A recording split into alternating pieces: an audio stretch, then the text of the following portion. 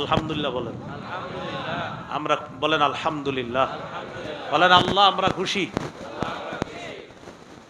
কারণ যদিও মাহফিলে আপনারা মনে মনে কইতেছেন একটু পরে হইলে ভালো হইতো, কিন্তু হাজারো মানুষের উপকার হইতেছে। হ্যাঁ, বৃষ্টি নাজিল করেন আল্লাহ। কোন জমিনে কি পরিমাণ বৃষ্টি দিবে এটা জানেন কে? আল্লাহ। এই জন্য আমি আল্লাহর কাছে দোয়া করি, আল্লাহ আমাদের দেশটা আপনি শান্তিময় ঠান্ডা বানায় দেন। কিময় ঠান্ডা? আমি কিন্তু বৃষ্টির কথা কম বলি, আমি বলি ঠান্ডা বানান। আমার রব বৃষ্টি ছাড়া ঠান্ডা বানাইতে পারে, আমার রব বৃষ্টি দিয়েও ঠান্ডা বানাইতে পারে। বাকি আমি বৃষ্টি কেন এখন আপাতত বলছি না, এখন কৃষকদের আপাতত বৃষ্টিটা দরকার নাই। কৃষকদের ধান আপনার এমন অবস্থায় আছে, এই বেচারাদের দরকার এখন ঠান্ডা, কিন্তু বৃষ্টি না। আবার আমগো দরকার বৃষ্টি। তো চিন্তা করেন এখন আসলে আমগো দরকার কি? আমগো এই জন্য এইভাবে দোয়া করা দরকার, আল্লাহ আমাদের দেশটা আপনি শান্তিদায়ক ঠান্ডা বানান। আর আমার রব কিভাবে পারে এটা আমার রব জানে, বা সবার জন্য যেন উপকারী হয় এমন ঠান্ডা যেন আল্লাহ বানায়। এই যে দেখেন এখন ঠান্ডা হয়ে গেছে, হ্যাঁ বৃষ্টি হয়েছে। আমার রব বৃষ্টি দেওয়াও ঠান্ডা বানাইতে পারে, বৃষ্টি ছাড়াও ঠান্ডা বানাইতে পারে, সব পারে একমাত্র একজন, তিনি কে? আল্লাহ। আল্লাহ। তো এখন আসেন আমরা ইবাদত করব মৃত্যু পর্যন্ত। মৃত্যু কবে হবে কেউ জানে না। তো আল্লাহ বলছেন 2 নাম্বার, ওয়ায়ুনাজ্জিলুল গায়স, বৃষ্টি কখন কি পরিমাণ হবে জানে আল্লাহ। 3 নাম্বার, ওয়ায়ালামু মা ফিল আরহাম, মায়ের পেটে রেহেমের মধ্যে আল্ট্রাসোনোগ্রাম যোগ্য হওয়ার আগ পর্যন্ত এটা ছেলে হবে না মেয়ে হবে জানে কে? বুঝলে নিলাম মাঝখানে আল্ট্রাসোনোগ্রাম। আবার অনেকে বলবে হুজুর আল্ট্রাসোনোগ্রামে তো দেখা যায় এটা ছেলে না মেয়ে। এটা দেখা যায়, এটা তো ছেলে না মেয়ে হওয়ার পরে দেখা যায়, আগে কি এটা তো কেউ জানে না। ডাক্তার সাহেবরে বললেন তো 1-1.5 মাস পরে ডাক্তার সাহেব ছেলে না মেয়ে হবে পারবে। তাহলে একটা ঘটনা হয়, ঘটনা হওয়ার পরে তখন ধরা খায়। আর আগ পর্যন্ত এটা কি ছেলে না মেয়ে, এটা রিজিক কি হবে, কতদিন বাঁচবে, কবে মরবে জানে কে? আল্লাহ জানে। 4 নাম্বার, ওয়ামা তাদরি নাফসুম মাযা তাকসিবু গাদা, কোন মানুষ আগামীকাল কি উপার্জন করবে এটা কেউ জানে না। 5 নাম্বার, ওয়ামা তাদরি নাফসুম বিআই আরদিন তামুত, কোন মানুষ জানে না কোন জমিনে কখন কবে মৃত্যুবরণ করবে, এটা কোন মানুষ জানে না, জানে কে? আপনি গাজীপুরের মনে হইতেছে আপনি যে আমি তো ইনশাল্লাহ গাজীপুরে মরমু, এখানে কবর হবে, কিন্তু আপনার জানাও নাই যে আপনার কবর আমেরিকা হইতে পারে। কথার কথা, আপনার মনে হচ্ছে আমি এখানে মারা যাব, কিন্তু হজে গিয়ে আপনি মারা গেছেন, আল্লাহর কি মর্জি সেখানে আপনার কবর হয়ে গেছে। তো এরকম আমরা কেউ জানি না কবে কোন জমিনে কোথায় মৃত্যুবরণ করব, এটা কে জানে?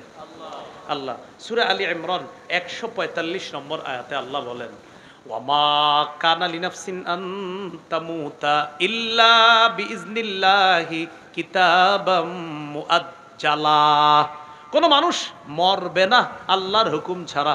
কোনো মানুষের জন্য এটা উচিত না যে সে মরবে আল্লাহর হুকুম ছাড়া। কোনো মানুষের জন্য এরকম কোনো ক্ষমতা নাই সে মারা যাবে আল্লাহর হুকুম ছাড়া। হুকুম আসবে তখন সে মারা যাবে। সূরা আনকাবুতের 57 নম্বর আয়াত, কুল্লু নাফসিন যায়িকাতুল মাউত, প্রত্যেকটা মানুষ মৃত্যুর স্বাদ গ্রহণ করবে। সূরা নিসার 78 নম্বর আয়াত, আইনামা তাকুনু ইউদরিকুমুল মাউত, তোমরা যেখানে থাকো মৃত্যু তোমাদেরকে পাকড়াও করবে। সূরা আহজাবের 16 নম্বর আয়াত, কুল লা ইয়ানফাকুমুল ফিরারু ইন ফারারতুম মিনাল মাউত, নবী আপনি বলেন মৃত্যু থেকে যতই পালিয়ে বেড়াও, এই মৃত্যু থেকে পালিয়ে বেড়ানো তোমাদের কোনো কাজে আসবে না। সূরা আরাফের 34 নম্বর আয়াত আল্লাহ বলেন, ওয়ালিকুল্লি উম্মাতিন আজাল, প্রত্যেকটা মানুষের মৃত্যুর সময় নির্ধারণ করা। ইযা জাআ আজালুহুম ফালা ইস্তাখিরুনা সাআতাও ওয়ালা ইস্তাকদিমুন, মৃত্যু যখন আসবে আগেও না পরেও না, ওই সময় তার মৃত্যু হবে। সূরা জুমুআ 8 নম্বর আয়াত আল্লাহ বলেন, কুল ইন্নাল মাউতাল্লাযী তাফিররুনা মিনহু ফাইন্নাহু মুলাকীকুম, নবী আপনি বলেন যে মৃত্যু থেকে তোমরা পালিয়ে বেড়াও এই মৃত্যু তোমাদের সাথে সাক্ষাৎ করবে। সূরা মুনাফিকুনের 11 নম্বর আয়াত, ওয়ালা ইউআখিরাল্লাহু নাফসান ইযা জাআ আজালুহা, মৃত্যু আসলে আল্লাহ কিছুতেই কাউকে আর সুযোগ দিবে না, ওই সময় তার মৃত্যু হয়ে যাবে। আসছি আমরা যে কোনো ইবাদত শিক্ষা দেওয়া, শিক্ষা করা, কোরআন সুন্নাহর সাথে সম্পৃক্ত যে কোনো আমল, সেটা নামাজ হোক, রোজা হোক, নিয়ত যদি থাকে আল্লাহর কাছ থেকে সওয়াব কামাই আর মানুষের কাছ থেকে বাহবা কামাই করা, নবী বলেন কিছুই পাবে না, তার আমল নামায় কিছুই হবে না। একমাত্র আল্লাহর জন্য যদি হয়, ওই আল্লাহর জন্য আমলের প্রতিদান স্বয়ং আল্লাহ দান করবে। তাহলে এই নিয়ত থাকা যে আমি আল্লাহরে খুশি করব, বলেন কারে খুশি করব? শুধু আল্লাহরে খুশি করব, এই নিয়ত থাকা। শিক্ষার্থী যারা আছে তাদের আরেকটা নিয়ত হতে হবে। আপনারা অভিভাবক যারা আছেন আপনাদেরও এই নিয়তটা থাকতে হবে। অভিভাবকরা আগে একটু বলেন, আপনারা তো কারো না কারো অভিভাবক কোথাও না কোথাও আছেন, বলেন আমি আমার সন্তানকে দিন শিখাবো এই নিয়তে, যেন সে দিন অনুযায়ী, বিদ্যা অনুযায়ী আমল করতে পারে, আমাদেরকেও যেন শিখাইতে পারে, আমরাও যেন তার বিদ্যা অনুযায়ী, তার বিদ্যা শিখে আমল করতে পারি। এই নিয়তে সন্তানকে কোরআন শিখাবো, হাদিস শিখাবো, দিন শিখাবো। বাস এবার সহজে শোনেন, আমি দিন শিখবো এই নিয়তে যে আমি আমল করব, অন্যরে শিখাবো এই নিয়তে সেও আমল করবে। মনে থাকবেন ইনশাআল্লাহ। ইবনে মাজার বর্ণনা 3056 নম্বর হাদিসটা আগে শুনি। ক্বালা রাসূলুল্লাহ সাল্লাল্লাহু আলাইহি ওয়াসাল্লাম সালাসুন লা ইউগিল্লু আলাইহিন্না কলবু মুমিনিন। মুখস্থ করে চলেন, বলেন তিন ক্ষেত্রে মুমিনের অন্তর প্রতারণা করতে পারে না। বলেন তো কয় ক্ষেত্রে মুমিনের অন্তর প্রতারণা করতে পারে না? তিন ক্ষেত্রে। এক নাম্বার ইখলাসুল আমালি লিল্লাহ, মুমিন আল্লাহর জন্য ইখলাসের সাথে আমল করবে, এই আমল করার ক্ষেত্রে মুমিনের অন্তর প্রতারণা করতে পারে না। আলহামদুলিল্লাহ বলেন। কেন বলেন তো? হ্যাঁ বলেন, আবার বলেন আলহামদুলিল্লাহ। এটাই তো চাইতেছি আমরা অনেকদিন। কি বলেন? সমস্যা নেই, বলেন আলহামদুলিল্লাহ। কয় ক্ষেত্রে মুমিনের অন্তর খেয়ানত করে না? এক নাম্বার ইখলাসুল আমালি লিল্লাহ, মুমিন সমস্ত আমল করবে আল্লাহর জন্য, এই ক্ষেত্রে মুমিনের অন্তর প্রতারণা করতে পারে না।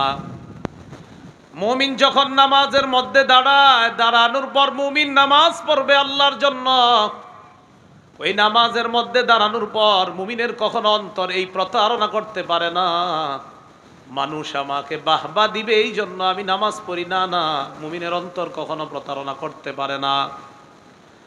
দুই নাম্বার নসিহাতু লিউলাতিল মুসলিমিনা, মুসলমান শাসকদেরকে নসিহত করার ক্ষেত্রে মুমিনের অন্তর খেয়ানত করতে পারে না। মুসলমান শাসক যদি ভুল করে, ওই শাসকের ভুল ধরিয়ে দেওয়ার ক্ষেত্রে মুমিনের অন্তর প্রতারণা করতে পারে না। তিন নাম্বার ওয়ালুজুমু জামাআতিহিম, মুসলমান হক জামাতের সাথে লেগে থাকার ক্ষেত্রে তার অন্তর প্রতারণা করতে পারে না। সর্ববৃহৎ হক দল কোনটা? বলেন আমার সাথে, হক্কানি আলেমরা। যেই দলটাকে হক বলবে সেটাই হক দল। যুগের হক্কানি ওলামায়ে কেরাম যেই দলকে হক বলবে ওটাই হক দল। আর ওই হক দলের সাথে লেগে থাকার ক্ষেত্রে মুমিনের অন্তর খেয়ানত করতে পারে না। বলেন মুমিনের অন্তর কি করতে পারে না? খেয়ানত করতে পারে না। এবার শুনি তিরমিজির বর্ণনা 2416 নম্বর হাদিস। ক্বালা রাসূলুল্লাহ সাল্লাল্লাহু আলাইহি ওয়াসাল্লাম লা তাজুলু কদামা ইবনি আদামা মিন ইনদি রাব্বিহি ইয়াউমাল কিয়ামা হাত্তা ইউসআলা আন খামসিন। নবী বলেন কিয়ামতের ময়দানে আদম সন্তানের দুই পা নড়বে না 5 প্রশ্ন করার আগ পর্যন্ত। এক নাম্বার আন উমরিহি ফিমা আফনা, জীবন সম্পর্কে প্রশ্ন করা হবে, জীবন সে কোন কাজে কাটিয়েছে। দুই নাম্বার ওয়া আন শাবাবিহি ফিমা আবলা, যৌবন সম্পর্কে, যৌবন সে কোথায় বিনাশ করেছে। এটার অনুবাদটা সবাই বলেন, বলেন যৌবন কোথায় বিনাশ করেছি এ সম্পর্কে জিজ্ঞাসা করা হবে। দুই নম্বর প্রশ্ন হবে যৌবন তুমি কোথায় বিনাশ বিনাশ বিনাশ শেষ করেছো কোথায়, জিজ্ঞাসা করা হবে। তিন নাম্বার ওয়া আন মালিহি মিন আইনা ইকতাসাবা, সম্পদ সম্পর্কে জিজ্ঞাসা করা হবে, সম্পদ কোথা থেকে কামাই করছে। ওয়াফিমা আনফাকা, সম্পদ কোথায় ব্যয় করেছে, এটা 4 নাম্বার। 3 নাম্বার কোত্থেকে কামাই করছে, 4 নাম্বার কোথায় ব্যয় করছে। 5 নাম্বার ওয়াবিমাযা আমিলা ফিমা আলিমা, যা জানছে ওই অনুযায়ী আমল করছে কিনা, এটা 5 নাম্বার প্রশ্ন। এই প্রশ্নের উত্তর দেওয়ার আগ পর্যন্ত আদম সন্তানের 2 পা নড়বে না। তাহলে আমি যা জানলাম সে অনুযায়ী আমল করলাম কিনা, এই প্রশ্নটা হবে। এখানে যারা আসছেন প্রতিটা মাহফিলে এই নিয়ত করে যাবেন, আমি যা জানবো জানা অনুযায়ী আমল করব ইনশাআল্লাহ।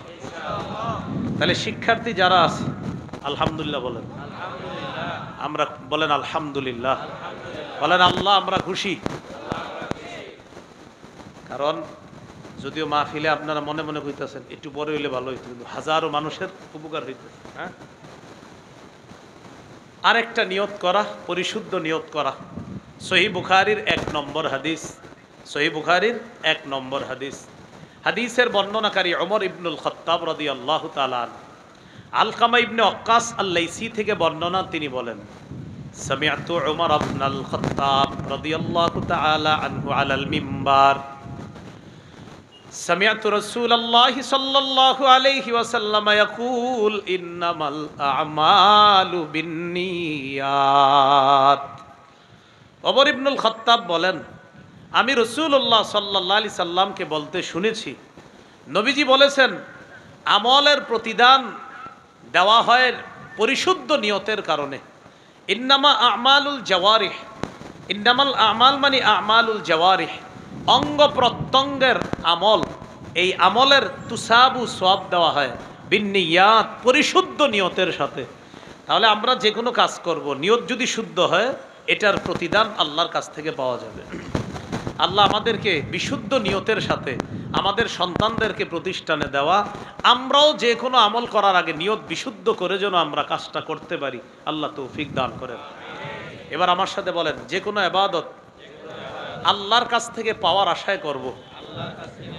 সন্তানকে দিন শিখাবো আল্লাহর কাছ থেকে পাওয়ার আশায়, নিজেরা দিন শিখব আল্লাহর কাছ থেকে পাওয়ার আশায়।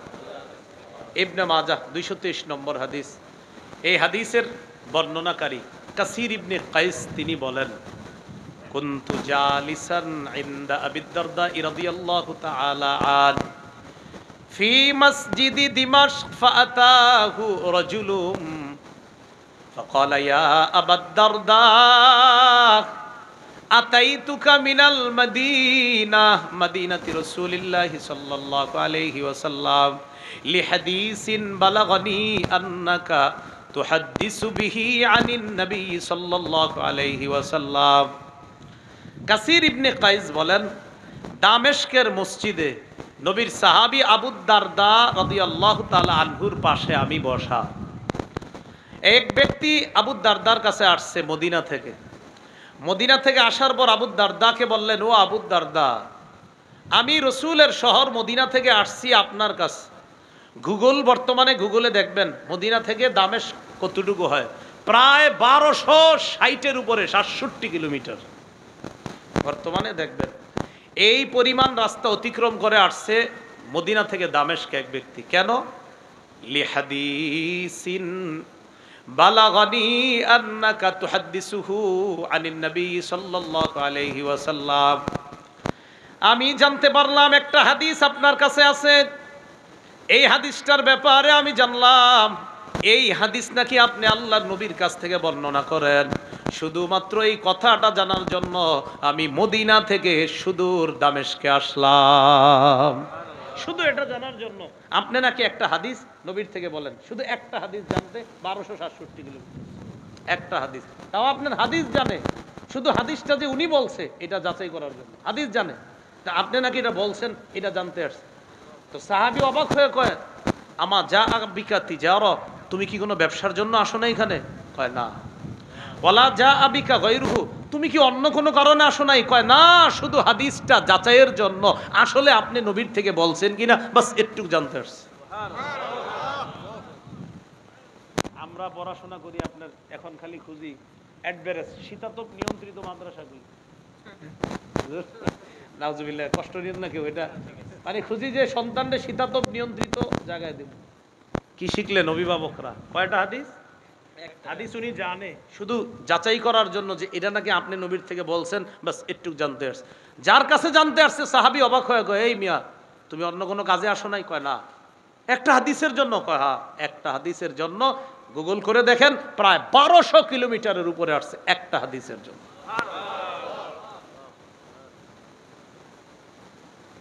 এই জন্য তো ওনারা এলেম পাইছে। এরপর তিনি বলেন, কোন হাদিসটা? কই যে নবী বলছে, মান সালাকা তরিকাই ইয়ালতামিসু ফিহি ইলমা সাহালাল্লাহু বিহি তরিকান ইলাল জান্নাহ। আল্লাহ নবী বলেন, ইলমে দ্বীন অর্জন করার জন্য কেউ যদি রাস্তা অবলম্বন করে, বিদ্যা অর্জনের জন্য কেউ ঘর থেকে বের হয়েছে, তার নিয়ত হলো ইলম অর্জন করবে, বিদ্যা অর্জন করবে, কোরআন সুন্নাহর জ্ঞান শিখবে। নবী বলেন আল্লাহ তার জন্য জান্নাতে যাওয়ার রাস্তা সহজ করে দেয়। এই হাদিসটা জানতে আসছে। তো যাই হোক, বিদ্যা অর্জন করলে জান্নাতের রাস্তা সহজ করে আল্লাহ, এই নিয়তে বিদ্যা অর্জন করা, সন্তানকে এই নিয়তে পড়ানো। এখন ঘটনা হলো, আমার সন্তানরা আমি পড়ামু কেন মাদ্রাসায়? ক্বালা রাসূলুল্লাহ সাল্লাল্লাহু আলাইহি ওয়াসাল্লাম, ইযা মাতাল ইনসান ইনকাতা আনহু আমালুহু ইল্লা মিন সালাসা। নবী বলেন, মানুষ যখন মারা যায়, ইনকাতা আনহু আমালুহু, তার আমল শেষ হয়ে যায়, বিচ্ছিন্ন হয়ে যায়, আমলের আর সুযোগ নাই, চাইলেও আর আমল করতে পারবে না। ইল্লা মিন সালাসা, নবী বলেন তিনটা আমল আছে এমন, যে তিন আমল যদি দুনিয়ায় করে যেতে পারে, ওই ব্যক্তি দুনিয়া থেকে বিদায় নেওয়ার পরেও এই তিন আমলের সওয়াব আল্লাহ তার কবরে জারিয়া হিসাবে পৌঁছাইতে থাকবেন।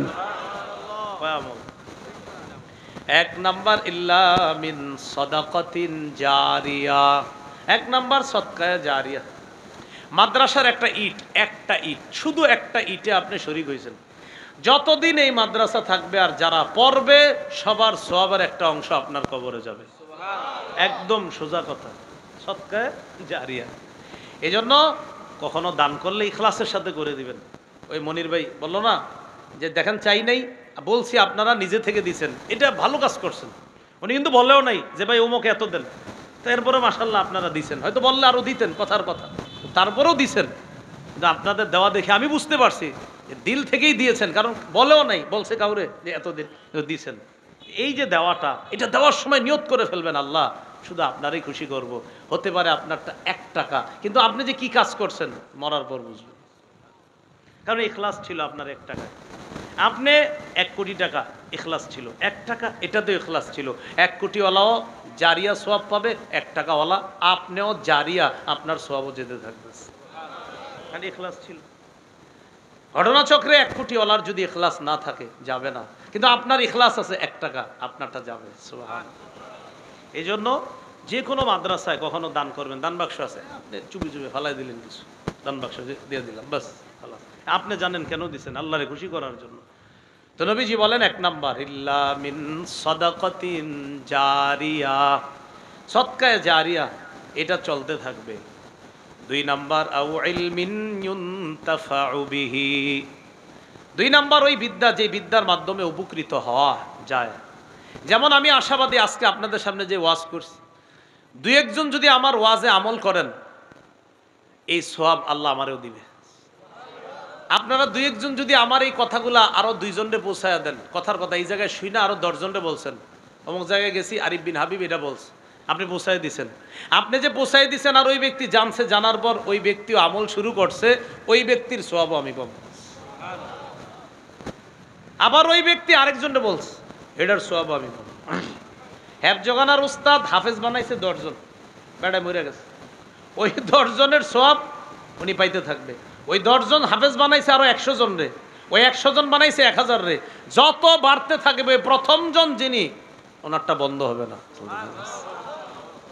আও ইলমিন ইউনতাফাউ বিহি, ইলম, যে ইলমের মাধ্যমে উপকৃত হওয়া যায়, বিদ্যা, যে বিদ্যা উপকারী বিদ্যা, এই জন্য মাদ্রাসায় যারা শিক্ষকতা করে মাশাআল্লাহ, ওলামায়ে হযরত যারা মাদ্রাসায় পড়ায় তাদের তো দাম কি পরিমাণ দাম, এই দামের কারণেও হাজারো ব্যস্ততার মাঝেও চেষ্টা করি ক্লাস যেন মিস না হয়।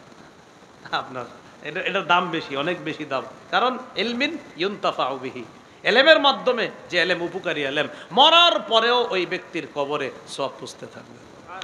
এজন্য একটু মাথায় আনেন তো মনে মনে, ইমাম বুখারী রহমতুল্লাহ আলাইহির কবরে কি অবস্থা, হ্যাঁ উনি বুখারী কবে লিখে গেছে, আমরা এখন ইমাম আবু হানিফা রহমতুল্লাহ আলাইহি ফিকহি বোর্ড গঠন করে ফিকহে হানাফি কোরআন সুন্নাহর সার নির্যাস আমাদের সামনে কত সুন্দর সুবিন্যস্তভাবে দিয়ে গেছে। এবার একটু ভাবেন তার কবরে কি অবস্থা, কবে দিয়ে গেছে। এটাই বলতে আও ইলমিন ইউনতাফাউ বিহি, যে এলেমের মাধ্যমে উপকৃত হওয়া যায়। আমাদের কিতাব যেটি পড়ি আমরা, কোন কোন এমন কিতাব আছে যে কিতাবের লেখককে এটা আমরা জানি না, মুসান্নেফের নাম জানি না, কারণ ওনার নিয়ত ছিল আরে আমার নাম দিয়ে কি হবে, আমি লেখা যাই মানুষ পড়বে আমার সব কবরে পুষতে থাকবে। এরকম আছে কিতাব। তো 2 নাম্বার ইলমিন ইউনতাফাউ বিহি। এজন্য অভিভাবকরা একটু বলেন সন্তান মাদ্রাসায় দিয়ে কি ঠকলাম না জিতলাম?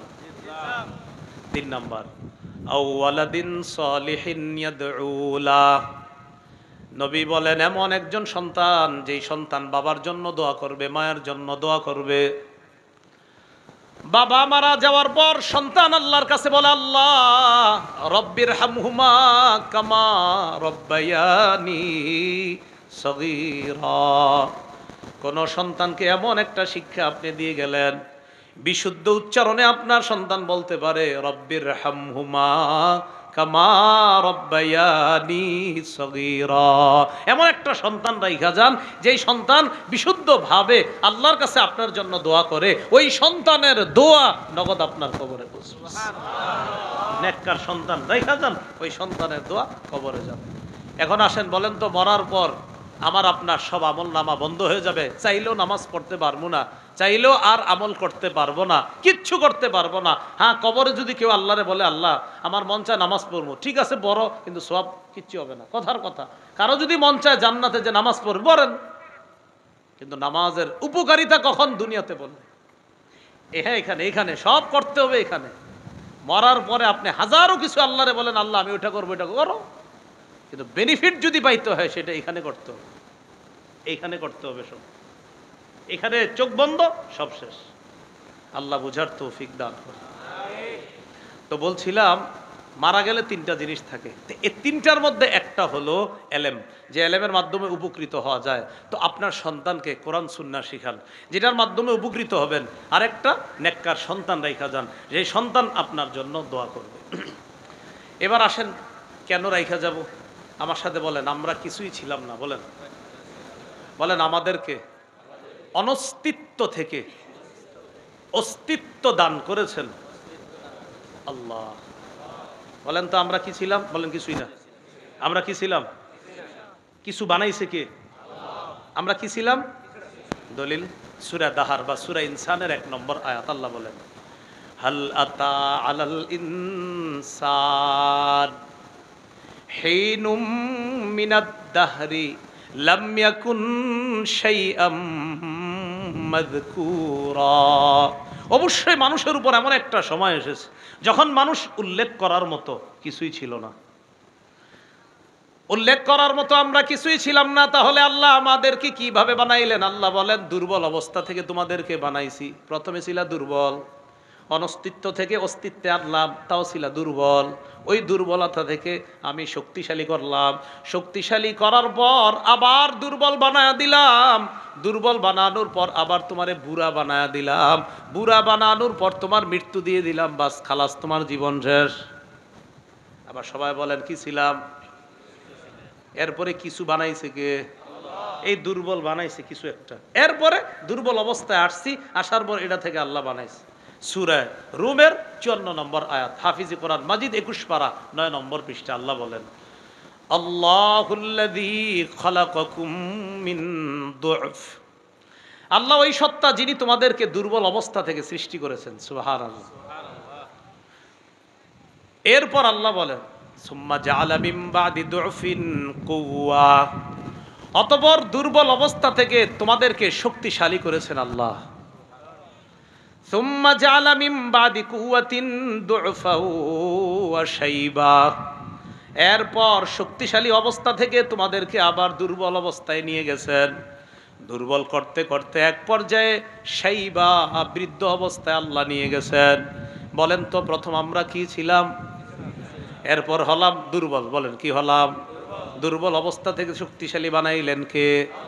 শক্তিশালী বানানোর পর আবার দুর্বল বানায় কে? দুর্বল বানানোর পর আবার বৃদ্ধ বানায় কে? আল্লাহ। এরপর মরে যাইবা, এটাই তো জীবন। এবার আসেন সূরা তারিক ৫, ৬, ৭ নম্বর আয়াতে কি বলে দেখেন। ফালয়ানজুরিল ইনসানু মিম্মা খুলিকা, মানুষ যেন চিন্তা করে তাকে কি থেকে সৃষ্টি করা হয়েছে। খুলিকা মিম্মা ইন দাফিকি ইয়াখরুজু মিন বাইনিস সুলবি ওয়াত তারাইব, মানুষ যেন চিন্তা করে তাকে কি থেকে সৃষ্টি করা হয়েছে। এবার একটু চিন্তা করেন কি থেকে। বলেন করলাম, বলেন করলাম। তো আল্লাহ কয় চিন্তা করো, তো কইরা কি পাও?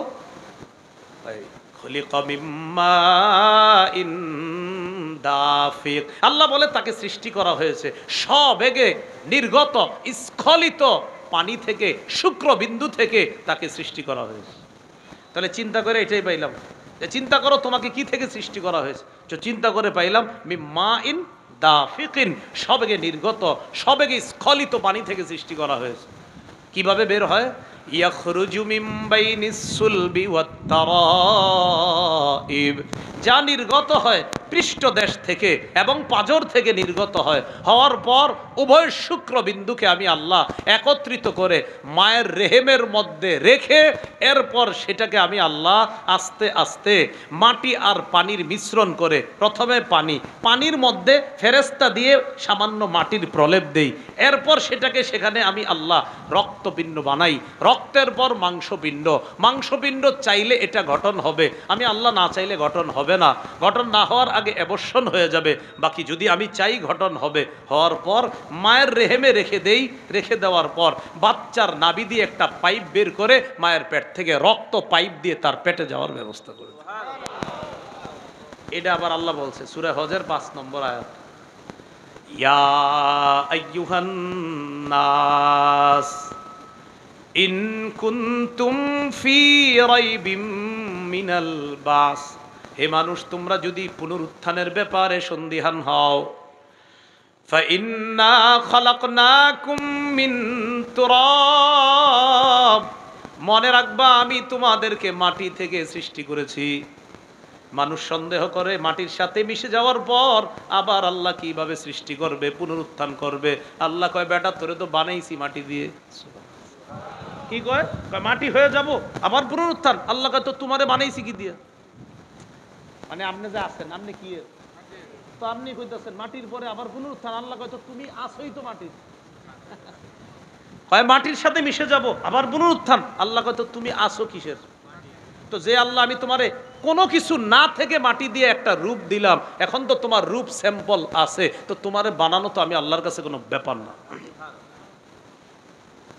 তো আল্লাহ বলে যদি পুনরুত্থানের ব্যাপারে সন্দিহান হও, ফাইন্না খালাকনাকুম মিন তুরাব, আমি তোমাদেরকে তো সৃষ্টি করেছি মাটি দিয়ে, সুম্মা মিন নুতফা, এরপর শুক্রবিন্দু, ওইটা বলছিলাম শুক্রবিন্দুর মধ্যে ফেরেশতার মাধ্যমে আল্লাহ মাটির প্রলেপ দিয়ে দেয়, সেইভাবে আল্লাহ সব মিশ্রণ করে এরপর কি করে দেয়, সুম্মা মিন আলাকা, এরপর রক্ত থেকে জমাট রক্ত, সুম্মা মিন মুদগা, জমাট রক্ত থেকে মাংসপিণ্ড, মুখাল্লাকা, পূর্ণ আকৃতি বিশিষ্ট, মানে মাংসপিণ্ডটা পূর্ণ আকৃতি বিশিষ্ট হবে যদি আমি চাই, ওয়া গায়রি মুখাল্লাকা, অথবা পূর্ণ আকৃতি বিশিষ্ট মাংসপিণ্ড হবে না, মানে আমি আল্লাহ যদি না চাই হওয়ার আগেই এটা অ্যাবর্শন হয়ে যাবে, এই বাচ্চা হবে না। হয় না এরকম? হবে। আল্লাহ বলে এটা কেন করলাম? লিনুবাইয়িনা লাকুম, তোমাদেরকে বয়ান করার জন্য। ওয়া নুকিররু ফিল আরহামি মা নাশাউ ইলা আজালিম মুসাম্মা, আমি যতদিন চাই তোমাকে মায়ের রেহেমের মধ্যে রেখা দেই ওই মাংসপিণ্ডটা, নির্দিষ্ট সময় পর্যন্ত, সুম্মা নুখরিজুকুম তিফলা, এরপর শিশু অবস্থায় তোমার মায়ের পেট থেকে আমি আল্লাহ তোমাকে দুনিয়াতে বের করে দেই। কি অবস্থায় বের করে? বের করার পর কি করে? সুম্মা লিতাবলুগু আশুদ্দাকুম, লালন পালন করি পরিণত বয়সে উপনীত হওয়া পর্যন্ত। ওয়া মিনকুম মাইয়ুতাওয়াফফা, পরিণত বয়সের আগে কেউ কেউ মারা যায়, আসেনি? ওয়া মিনকুম মাইয়ুরাদ্দু ইলা আরজালিল উমর, আবার কাউকে কাউকে তার চরম বার্ধক্যে পৌঁছে দেওয়া হয়, বার্ধক্যের চূড়ান্ত পর্যায়ে পৌঁছে দেওয়া হয়, বার্ধক্যের শেষে পৌঁছে যায়। ওই যে সূরা রুমের মধ্যে বললাম, সুম্মা জাআলা মিন বাদি কুওয়াতিন দুআফাও ওয়া শাইবা, শক্তিশালী করার পর দুর্বল, দুর্বল করার পর বুড়া। আল্লাহ কয় তোমাদের মধ্যে কাউকে কাউকে পৌঁছে দেওয়া হয় চরম বার্ধক্যে, চূড়ান্ত বার্ধক্যে পৌঁছে দেওয়া হয়। 120-10 বছরে আসেনি মানুষের হুকুম।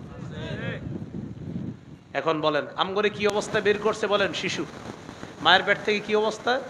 আচ্ছা, শিশু অবস্থায় যখন বের করছে তখন কিরকম ছিলাম?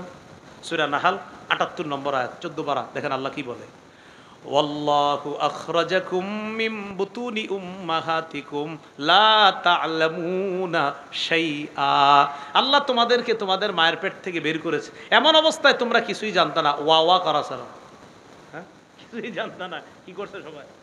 ওয়া ওয়া করছে। পরে কি করছে? ওয়া জাআলা লাকুমুস সামআ, আল্লাহ শ্রবণ শক্তি দিলেন, ওয়াল আবসার, দৃষ্টি শক্তি দান করলেন, ওয়াল আফইদা, অন্তর দান করলেন। কয় কেন? লাআল্লাকুম তাশকুরুন, বুঝে শোনার যখন তোমার হবে, বুঝজ্ঞান হবে, কান দিয়া যখন শুনবা, চোখ দিয়া যখন দেখবা, আমি আল্লাহর কথা শুইনা যেন শুকরিয়া আদায় করতে পারো। তো আল্লাহ যে আমগরে এই পর্যন্ত আনছে, বলেন আলহামদুলিল্লাহ। আজকে একদম মন থেকে, এইভাবে মন থেকে বলেন যে আমি কিছুই ছিলাম না, এরপর দুর্বল, দুর্বল থেকে শক্তিশালী, এখন শক্তি সামর্থ্য হয়ে ওই মাঠের মধ্যে বসছি। এবার দিল থেকে এই কথা চিন্তা করে বলেন আলহামদুলিল্লাহ। তাহলে আল্লাহ আমগরে বানাইছে, গঠন করছে। এবার কিভাবে গঠন করছে? নাকটা নাকের জায়গায় দিছি, চোখ চোখের জায়গায়, কান কানের জায়গায়।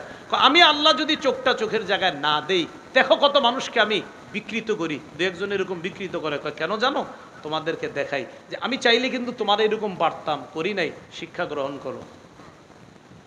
সূরা ইনফিতরের মধ্যে আল্লাহ বলেন, ইয়া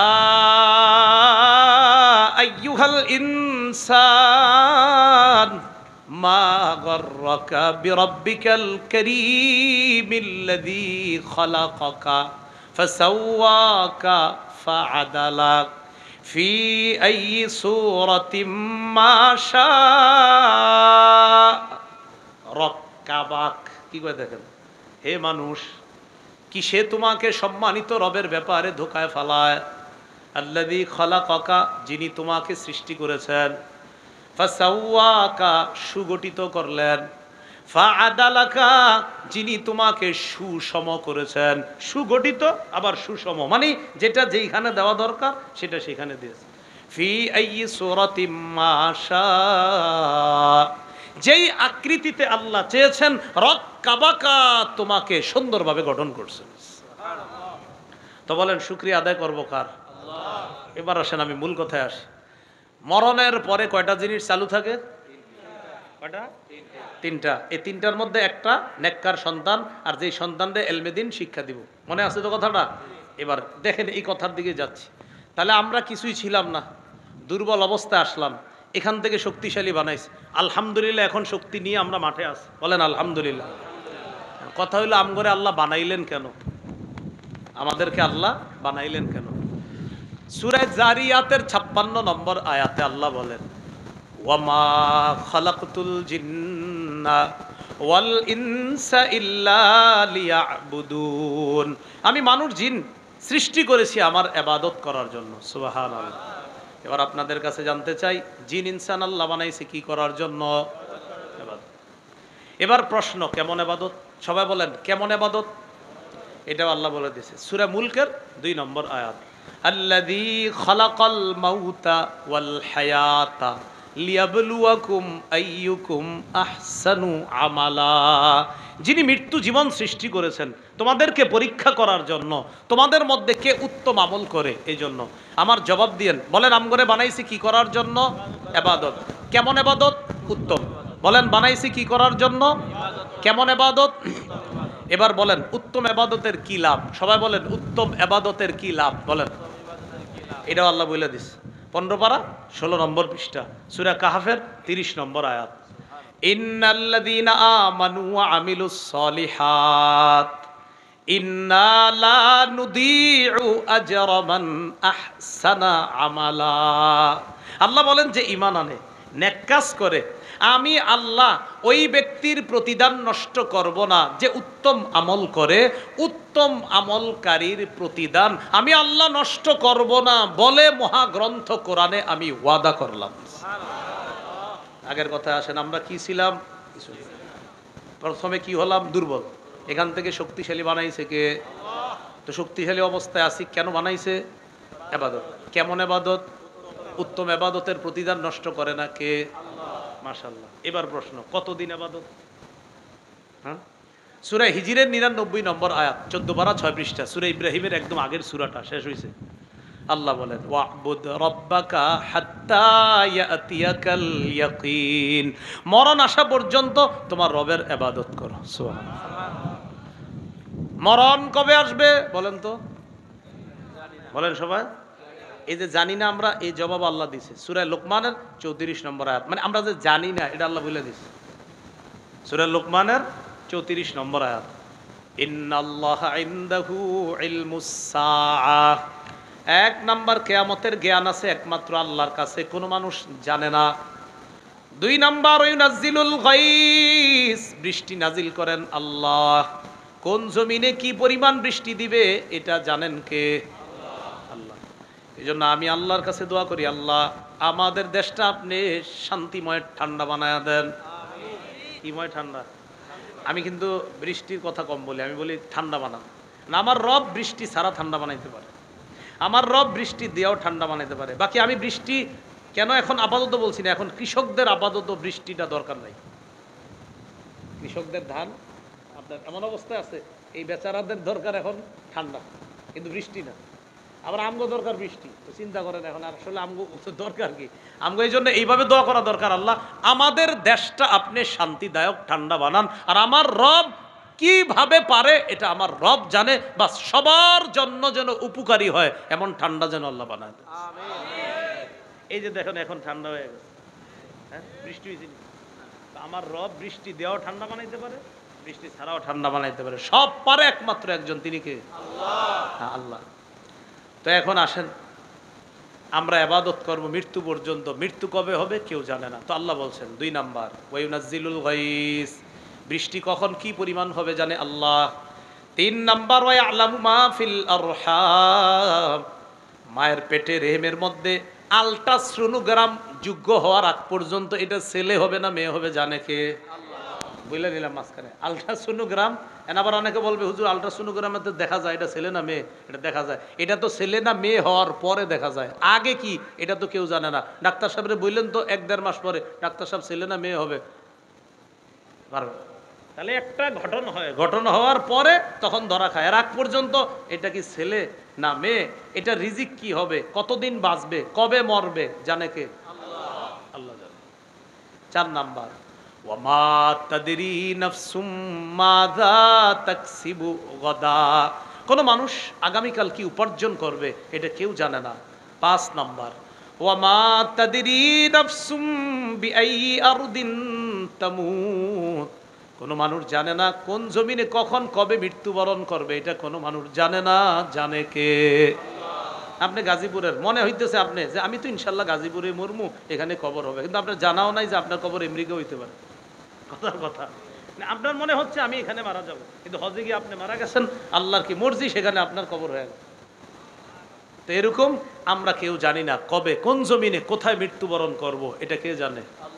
আল্লাহ। সূরা আলী ইমরান 145 নম্বর আয়াতে আল্লাহ বলেন ওয়ামা কানা লিনাফসিন আন তামুতা ইল্লা বিইজনিল্লাহি কিতাবাম মুআজ্জালা, কোনো মানুষ মরবে না আল্লাহর হুকুম ছাড়া।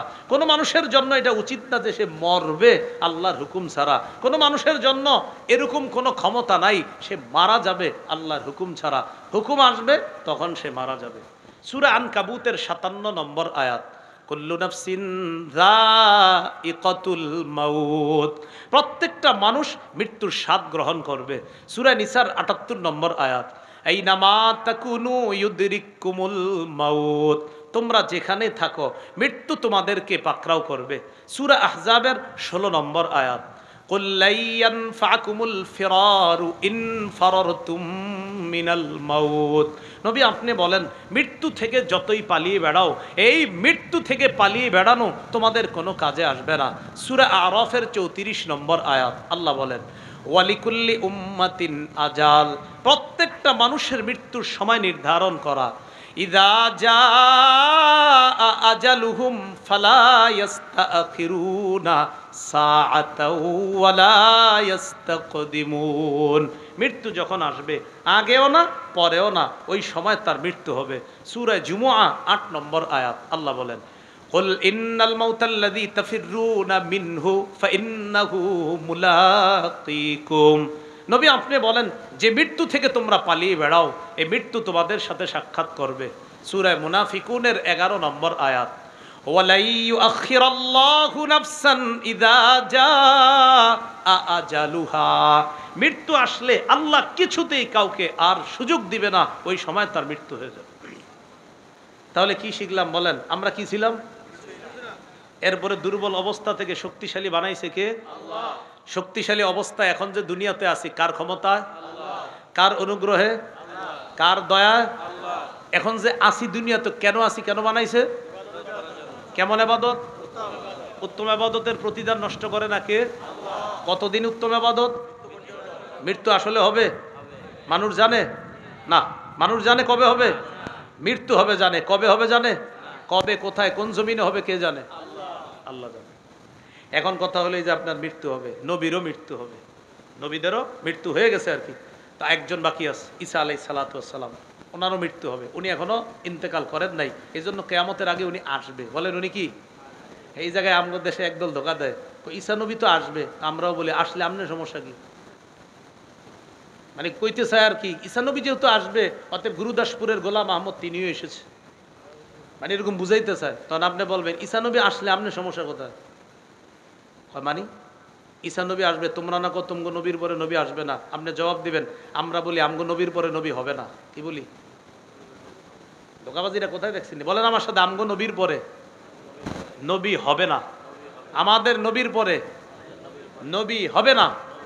কিয়ামতের আগে ঈসা নবী আসবে, তবে ঈসা নবী আমাদের নবীর আগের নবী, তিনি যেহেতু দুনিয়াবী বিধান মৃত্যু এখনো গ্রহণ করেননি, সেই স্বাদ গ্রহণ করার জন্য কিয়ামতের আগে আসবে।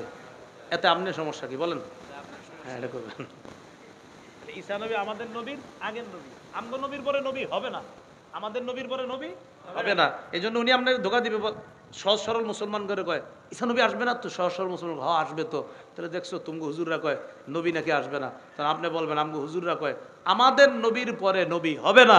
ঈসা নবী আমাদের নবীর আগের নবী, ঈসা নবী ইন্তেকাল করেন নাই, কিয়ামতের আগে আয়েশা উনি ইন্তেকাল করবে। আপনার সমস্যা কোথায়? ধোকা দেওয়ার সুযোগ, হ্যাঁ ধোকা। ওলামায়ে কেরাম দুনিয়াতে যতদিন থাকবে উম্মতরে ধোকা দেওয়ার সুযোগ নেই। এই জন্য মারা, এই জন্য নবীজি বলছে খুজুল ইলমা কাবলা আইয়াযহাবা, ইলম গ্রহণ করো উঠে যাওয়ার আগে। সাহাবীরা কয় হুজুর ইলম কিভাবে চলে যাবে? অফিনা কিতাবুল্লাহ, আমাদের মাঝে তো কোরআন আছে, কোরআন থাকতে ইলম চলে যাবে? মুসনাদ আহমদ 5 নম্বর খণ্ড 266 নম্বর পৃষ্ঠা হাদিসটা আছে। হুজুর আমাদের মাঝে কিতাব আছে, কোরআন আছে, এরপরে ইলম চলে যাবে? নবীজি বলেন শোনো, আওয়ালাম তাকুনিত তাওরাত ওয়াল ইনজিল ফি বনি ইসরাঈল ফালাম ইউগনি আনহুম শাইআ, বনি ইসরাঈলের মাঝেও তো তাওরাত ছিল, ইনজিল ছিল, কই তারা তো বদভ্রষ্ট হয়ে গেল। নবীজি বলেন বনি ইসরাঈলের মাঝে কি তাওরাত ছিল না, ইনজিল ছিল না? তারা বদভ্রষ্ট হয়েছে। তোমাদের মাঝে কোরআন আছে ঠিক, হাদিস আছে ঠিক, তো তোমরা কি বলতে চাও? হুজুর কোরআন হাদিস থাকতে ইলম কিভাবে যাবে? নবীজি বলেন বুঝো নাই, মনে রাখবা ইন্না জাহাবাল ইলমি আইয়াযহাবা হামালাতুহু, ইলম চলে যাওয়া মানে হলো ইলমের বাহকগণ চলে যাওয়া। বলেন ইলম চলে যাওয়া মানে ইলমের বাহকগণ। বলেন আলেমরা চলে যাওয়া, বলেন এলেম চলে যাওয়া। সহিহ বুখারীর 100 নম্বর হাদিসে আল্লাহ রাসূল বলছেন, ইন্নাল্লাহা লা ইয়াকবিজুল ইলমা ইনতিজাআন ইয়ানতাজিউহু মিনাল ইবাদ। আল্লাহ এইভাবে এলেম ছিনায় নিবে এমনটা না। আল্লাহ কারো কাছ থেকে এলেম ছিনায় নিবে এমনটা না। আমি ওনার কাছ থেকে এইভাবে ছিনায় নিলাম, এইভাবে ছিনায় নিবে না আল্লাহ। ওয়ালাকিন ইয়াকবিজুল ইলমা বিকবজিল উলামা। আল্লাহ আলেমদেরকে উঠায় নেওয়ার মাধ্যমে এলেম উঠায় নেবেন। আল্লাহ আলেমদেরকে উঠায় নেওয়ার মাধ্যমে এলেম উঠায় নেবেন। আমি আপনি সবসময় মনে করি আমি কি কম জানি? যে আপনি কমই জানেন। এই যে আমি কি কম জানি? অমুক হুজুর দুনিয়া থেকে বিদায় নিছে, তুই কি হয়েছে? রসুল বলছে অনেক কিছু হয়েছে। ওই আলেম চলে যাওয়া মানে এলেমের একটা খাজানা চলে গেছে, তুমি মারুম হইছো। আমার আপনার মনে হচ্ছে আর কি একটু মোবাইলে পড়তেছি বইরা, ও সব তো আমি পারি। নবীজি কয় না, উস্তাদ চলে যাওয়া মানে এলেম চলে যাওয়া। নবী বলছেন উস্তাদ চলে যাওয়া, এলেমের যে বাহক ছিলেন তিনি চলে যাওয়া মানে এলেম চলে যাওয়া। তারা দুনিয়াতে থাকতে খুজুল ইলম, এলেম গ্রহণ করো। প্রিয় ভাইয়ারা, এই কথা কি বুঝে আসছে? তাহলে কি কি কি বলতেছিলাম? আমাদের নবীর পরে নবী হবে না। তো ঈসা নবীর ব্যাপারটা কি? ঈসা নবী কিয়ামতের আগে মৃত্যুর স্বাদ গ্রহণ করার জন্য আসবেন, এটা বুঝাইতে চাইলাম। আমাদের নবীও মৃত্যুবরণ করেছেন, মৃত্যুর স্বাদ গ্রহণ করেছেন। আল্লাহ পাক রব্বুল আলামিন সূরা জুমারের 30 নম্বর আয়াতে বলেন, 23 পারা একদম শেষ পৃষ্ঠা, ইন্নাকা মাইয়িতু ওয়া ইন্নাহুম মাইয়িতুন। নবী আপনি মারা যাবেন, আপনি মৃত্যুবরণ করবেন, তারাও মৃত্যুবরণ করবে। হাদিসের একটা কিতাব আছে মুস্তাদরাকে হাকিম, এই হাদিসটা সবাই সারা জীবনের জন্য ওষুধ হিসেবে গ্রহণ করবেন। সাহাল ইবনে সাদ রাদিয়াল্লাহু তাআলা আনহুর বর্ণনা, যা জিবরিল ইলান নবী সাল্লাল্লাহু আলাইহি ওয়াসাল্লাম, জিবরিল আমিন রাসূলের কাছে আসছে। আসার পর বললেন, ইয়া মুহাম্মদ ইসমা শিতা, ও মুহাম্মদ সাল্লাল্লাহু আলাইহি ওয়াসাল্লাম, ইসমা শিতা, যতদিন মন চায় বসবাস করেন। যতদিন মন চায় এর মানি হলো যতদিন মন চাওয়া মানি মৃত্যু পর্যন্ত। ফাইন্নাকা মাইয়িতুন, মনে রাখবেন নিশ্চয় আপনি মৃত্যুবরণ করবেন। জিবরিল আমিন 1 নাম্বার বললেন। 2, ওয়া আহবিব মান আহবাবতা, যাকে মন চায় বন্ধু বানান, যাকে মন চায় ভালোবাসেন। ফাইন্নাকা মুফারিকুহু, যাকে বন্ধু বানাইলেন তাকে একদিন ছেড়ে যেতে হবে, যাকে একদিন ছেড়ে যেতে হবে। তো এই কথাটা কিন্তু আমার আপনার জন্য এরকম যে যারে মন চায় বন্ধু বানাও। তো আমরা তো ভালো মানুষেও বানাই না, খারাপরেও বানাই। খারাপরে বানাইলে খবর আছে, ভালোরে বানাইলে অবস্থা ভালো। কিন্তু খারাপ বন্ধু হোক আর ভালো বন্ধু হোক, একদিন তাকে ছেড়ে যেতে হবে। তো জিবরিল আমিন বলেন, আহবিব মান আহবাবতা, আপনি যাকে মন চায় বন্ধু বানান। ফাইন্নাকা মুফারিকুহু, একদিন এই বন্ধুকে ছেড়ে যেতে হবে। 3 নাম্বার, ওয়া আমাল মা শিতা, আপনি যা মন চায় আমল করেন। ফাইন্নাকা মাজজিয়ুন বিহি, আপনার আমলের হিসাব নেওয়া হবে, আপনার আমলের প্রতিদান দেওয়া হবে। আসলে এই কথাটা নবীর মাধ্যমে আমাদেরকে বলা হচ্ছে, যা মন চায় আমল করো। তো নবী তো যা মন চায় করে না, নবী তো করে আল্লাহ যা বলে সেটা। আর আমরা তো যা মন চায় করতেছি। তো আমাদের হিসাবটা তো হবে আপনার কেমন, যেমন চাই করছি, ভালো হইলে ভালো, খারাপ হইলে খারাপ। নবীরটা তো নিশ্চিত ভালো। তো নবীরে বলতেছে আমাল মাশিতা, যেমন চাই আমল করেন। মনে রাখবেন ফাইন্নাকা মাজজিয়ুন বিহি, এই আমলের প্রতিদান দেওয়া হবে। এরপর বলতেছে, ইয়া মুহাম্মদ, হে মুহাম্মদ সাল্লাল্লাহু আলাইহি ওয়াসাল্লাম, শারাফুন নাস কিয়ামুল লাইল, আপনার উম্মতকে জানায়া দেন, শারাফুর রজুল শারাফুল নাস, মানুষের মর্যাদা হলো রাত্রি জাগরণ করার মধ্যে। মানুষের মর্যাদা রাত্রি জাগরণ করার মধ্যে। 10টা থেকে 4টায় ফেসবুক চালানোর মধ্যে মানুষের মর্যাদা। তো রাত্রি জাগরণ তো এই রাত্রি জাগরণ তাহাজ্জুদ পড়া, বলেন কি পড়া? তাহাজ্জুদ।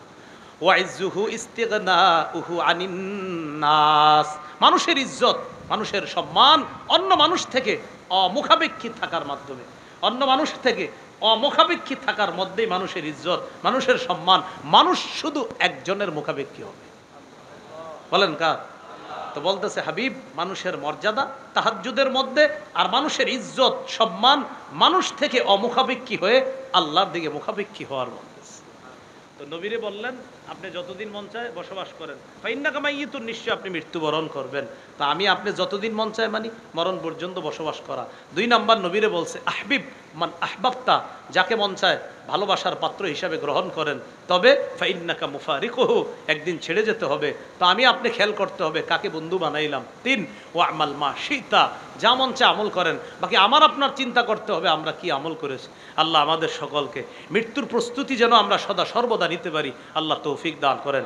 এবার আসেন, যে ব্যক্তি মারা গেছে কয়টা জিনিস জানি তার কবরে পৌঁছবে, এটা বলার জন্য বলছিলাম। আমরা কি ছিলাম?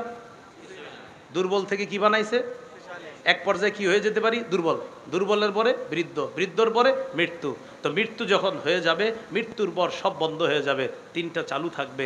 1 নাম্বার সদকায়ে জারিয়া, 2 নাম্বার এলেম, যে এলেমের মাধ্যমে অন্য উপকৃত হয়, 3 নাম্বার এমন সন্তান যে সন্তান নেককার, বাপ মার জন্য দোয়া করে। আমরা মৃত্যুর আগে এমন সন্তান যেন দুনিয়াতে রেখে যেতে পারি, আল্লাহ তৌফিক দান করেন।